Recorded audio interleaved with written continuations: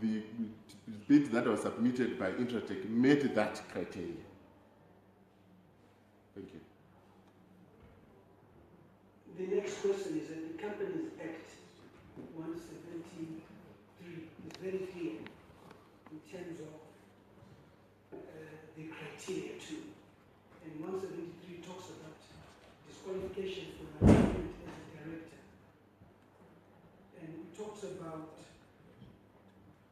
save with the leave of the court any person who is at any time convicted, whether in Zimbabwe or elsewhere, of theft, fraud, forgery, or uttering a forged document or perjury, and is be sentenced therefore to serve a term of imprisonment without the option of a fine or to a fine exceeding $100.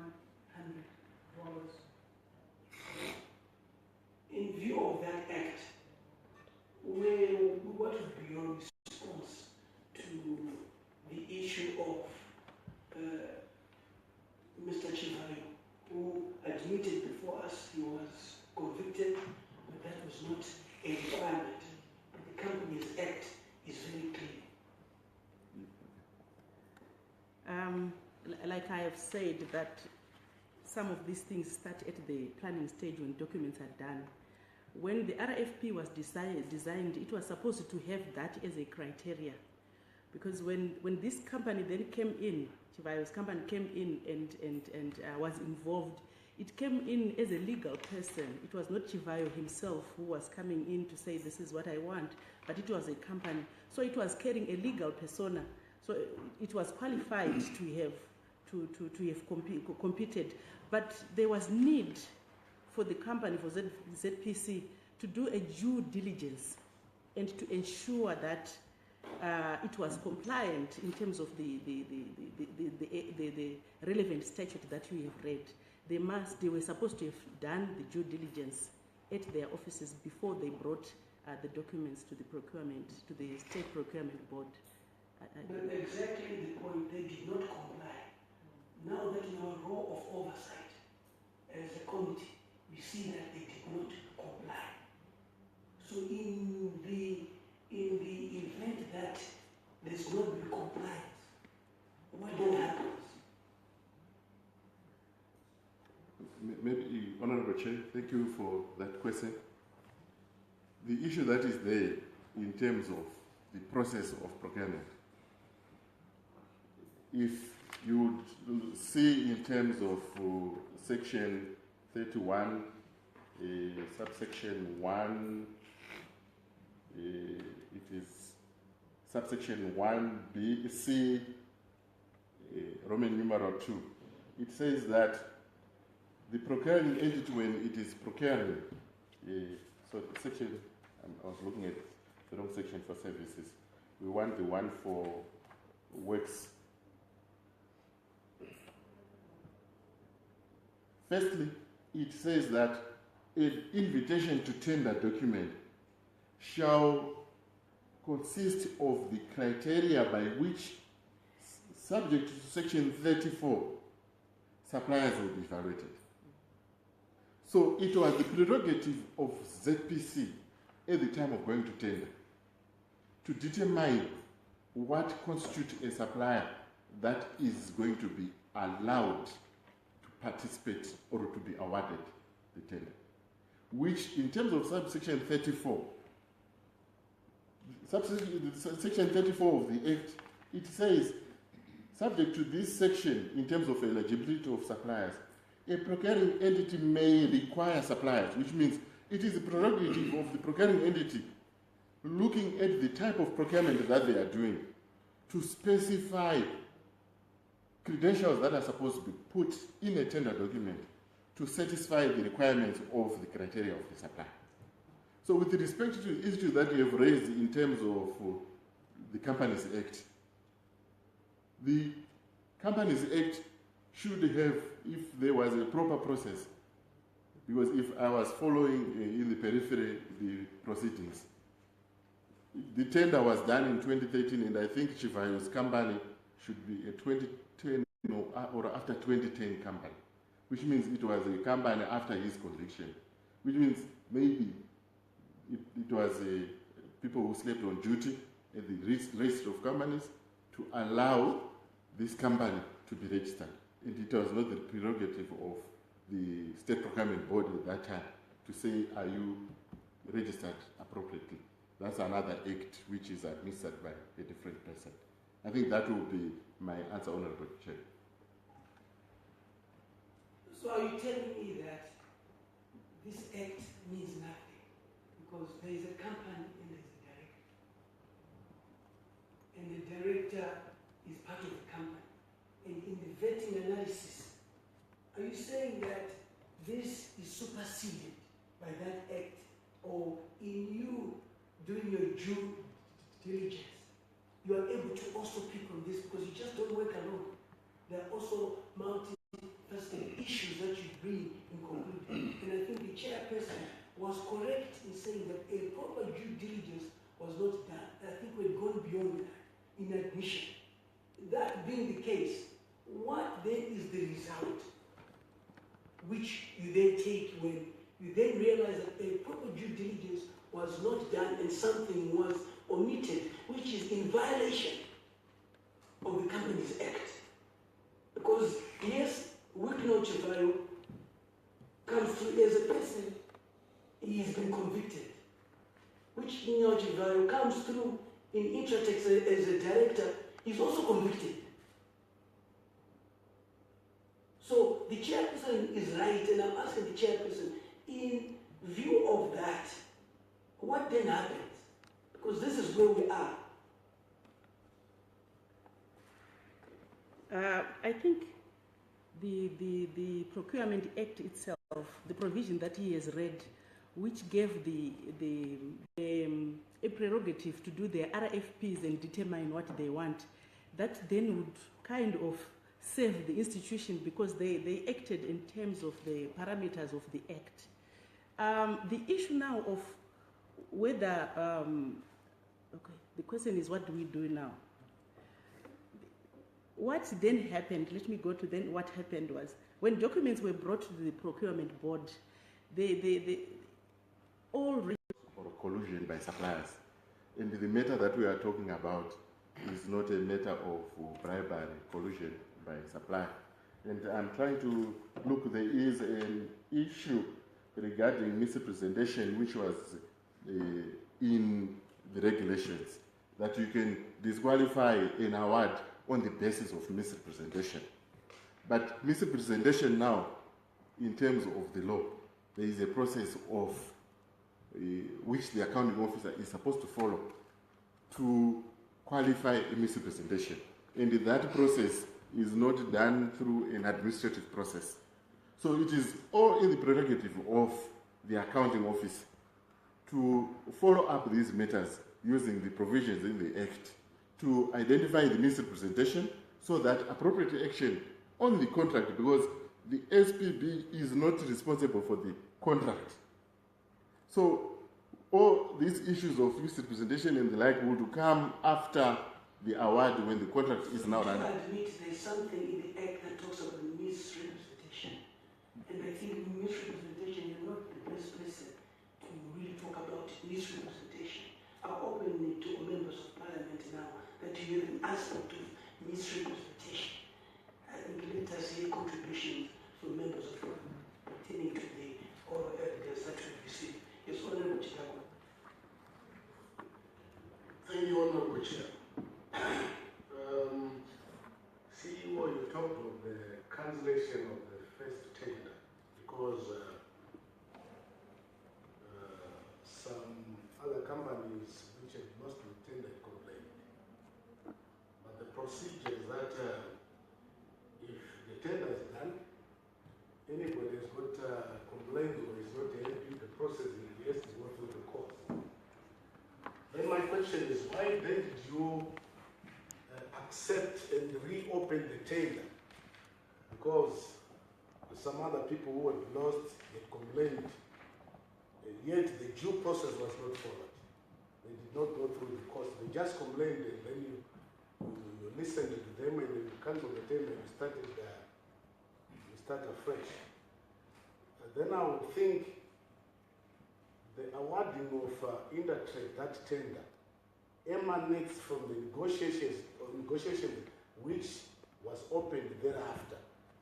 There was some influence which caused the process now to award the tender to Intertrade. Because the first tender they've lost, they did not follow the due process, which meant they had to go through the courts. But after the negotiations, that's when we see the Intertrade coming in. How do you explain this? Thank you. In fact, Honorable Chivayo'S is so correct that you, in your oral evidence, admitted that it was unprocedural, it was illegal. So before you go to the director who's convicted, you admitted it. Yes, go ahead. Thank you, Mr. Chairman. If we can real clear to this House, when we had Mr. Weekend of Chivayo here, and he came here before us, he put to us that when his tender failed to sell through, he did some phone calls to the higher authorities in the executive, to the extent that he did communication to the Chief Secretary, to the Office of the President, and the Office of the President wrote a letter to influence the decision. Could you bump into that decision which was inappropriate? In fact, to add on that, he actually said he wrote a letter to the State Procurement Board, he wrote a letter to the Chief Secretary to the Cabinet. So the question is asking, are you in receipt of that letter? And in view of that letter, what did you do? And is that the process, the procedure that is used? Thank you, Honorable Chair. I still stand by my original submission. The negotiations that were allowed was a violation of the Procurement Act. There is nothing that I can add to that or subtract, because the Act is very specific in terms of Section 31, subsection 1, and it says, no negotiation shall take place between a procuring entity and a supplier with respect to a tender submitted by the supplier. So, in terms of the award, China's Jiangsu was the company that had been awarded, and the process was supposed to end there. And it's on record that there are things that was happening in the background, which the former executive chairman allowed, and I would not have control over those issues. That was how I would respond to this matter, Honorable Chair. But the Act, the diligence, also talks about bribe. Would that not also fit in? Honorable, that is a possibility which I cannot confirm, because there were a lot of, if you look at the record which I've brought the whole record in terms of the process which the committee can actually peruse to see point by point how the process was done. Initially, the State Procurement Board rejected the negotiations, but there were some probing that were done, and later the negotiations were allowed, and the executive chairman was the authority. There was nothing that anyone could do. Thank you, Honorable. I've noted Honorable Zenda, but for Honorable go ahead, Honorable. Thank you. Anyway, So before you proceed, Honorable Chidakwa, and I think statistically Honorable Chidakwa Was not above the board. Something happened. Can you confirm to this outside? can you confirm to the House? Thank you, Honorable Chair. What I will confirm is the involvement of Intertrade in the negotiation on the first tender was illegal. The second process Was legal or illegal? illegal. Illegal, okay.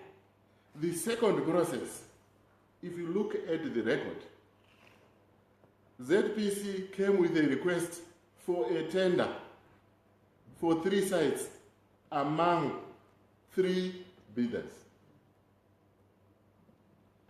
it was not, I'm not trying to be the investigator in the matter, but what I'm just trying to say, that was the request at hand. Like my chairperson has said, procurement corruption happens in the planning stage. And this is up to the committee to make a decision whether the submission of a request for a tender to 3 companies for 3 sites does not warrant some form of corruption or whatever. Thank you, Chair. Thank you for honesty. I appreciate you being as honest as you are. It helps the country move forward. Yes, Honourable. Through you, Honourable Chair, it is not coming clear. Given the circumstances, given the negotiation, given all these mysteries which have been happening, we just want to understand, in your view, as the CEO, can you confirm to say Intertrek got the tender through the correct process, or Intertrek somehow got the tender? I think, let me protect you. Honourable members, let us follow the debate. He said it was illegal. True, a lot was violated. And it is up to you as a committee when you deliberate that there were 3 tenders, okay, for 3 sites. Where have you ever seen that? So what was the point of tendering? So to me, I think it's for us to deliberate, and I will protect you. I think you have answered enough in terms of that. I think let's take up the next questions. Honourable Chief. Thank you, Chairperson. I have about 2, 3. My question is to the co-chairperson. The new board, can we have the gender composition of that new board? Then the other question is, ZPC is the accounting officer. Did it have any right to suggest or to promote companies that were tendering for their projects, e.g. Intertrek? Because we are saying they negotiated for Intertrek. Is that not conflict of interest? Then the shortlisted, the 3 companies, out of how many companies were these shortlisted? Thank you. Thank you very much, Honourable. Your first... We are used to speaking loudly. Thank you very much, Honourable. The composition of our board is, I am the chairperson of the board. The deputy chairperson is Ambassador Motobi. He used to be the chairperson of the interim SPB that replaced the old one that dealt with these kind of cases. And then I've got Kenel Makaya Kora. There is also Mrs. Ntombenhle, Miss Ntombenhle Moyo. There is Mrs. Rose Namo. There is Engineer Nyachowe. And there is Major Ushe. In terms of the act, the board is supposed to have 9 board members. We are still waiting for the 9th one, and I'm happy that I'm talking to a lady honourable. I'm sure the composition will tell you that there are more women than men, or they are equal in number. We are simply hoping that the one who is going to come is going to be another lady, another woman. Yes. And then you spoke about the negotiations that were done illegally. I would like to say at that time the process was not successful. The board requested that it be redone. A reading of the documents will show us that this process started in 2013 and was only concluded in 2015, at the end of 2015, with the board struggling to say, go and do this, go and do that. It will also answer a lot of unasked questions that why did it take so long? Because there were a lot of things that the board was also scrutinizing and taking back to the accounting officer to say, go and do this, go and do that. Documents sometimes would be brought back without compliance by the accounting officer. and it was a very difficult process for the board. At the end of it, in 2015, it would appear that then compliance was there, and a proper process was done by the board. But like I have said, I want you to note that I'll reiterate what I have said and what he has also alluded to, that when these procurements are done, when they are being planned at the companies or at institutions, everything that we are talking about as corruption, we will not see it because it will be part of the document. And I'm happy that this process is happening, Honorable Chairperson. I think it will help the country to move forward. And fortunately, our board will not be involved in these rigorous things. It's also more of a corruption checking board. And that's exactly close to what we will be doing, I'm sure, what you are doing now. Thank you very much, Mr. Chairman. Maybe. My supplementary question to you is, how do you see the role that you are playing now as a monitoring institution and the previous way you were involved in the actual tender issue? Do you think your wings have been clipped, or do you think this is better than what was happening before? Thank you. I think this is better than what was happening before, because before the board would receive documents that have already been done, and the accounting officer were hiding behind the board. As long as the board approves, because the board will look at the papers, the board does not know what is happening behind the closed doors. It will just have papers, and it will approve in terms of the documents. SPB would then be found in court most of the time for having approved maybe things that were not very correct. But now our role is everything has been left to the accounting officer, and the authority has been empowered to arrest and to investigate and to make sure that criminals are put to book. So we are more, I'm sure we will be more effective now in our roles, because we will be able to say you did things wrong. Yet in the past, the board was almost part of the process, but unfortunately without sight of things that are happening within the institutions. The last one, Mr. Chairperson, do you have at the moment any corrupt cases that you are dealing with in your new role? I'm sure institutions are trying to set their procurement monitoring units and everything. We have not so far received any cases. We are actually reviewing the SPB, because in terms of the new act, we also have got a mandate to still continue with the matters that are still hanging, which are part of the SPB process. Thank you. Members, let's be guided by the proceedings. At times we get off. I think there was a momentum which was going, and I want you to indulge us, to allow certain things to happen. For us to go back, it makes us a bit not focused. I think there was a line of questioning, which was, if you have any other question which can wait, bring it in. May I ask for indulgence in that regard? Any questions? No questions. No questions. No questions. We were very illegal. What I want to understand is, who does this state procurement for, under who do you report to? And then the old board, who did you report to, and the current We are under the Vice President's office, and in this case, in the previous one, it was under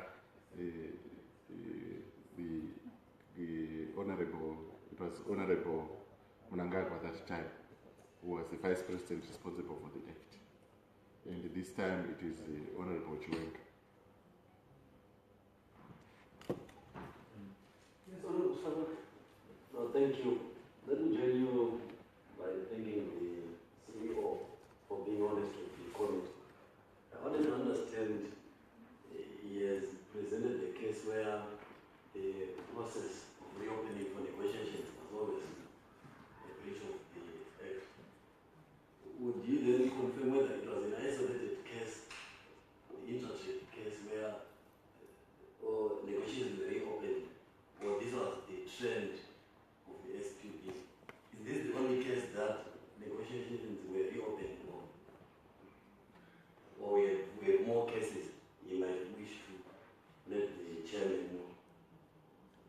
And is it only limited to power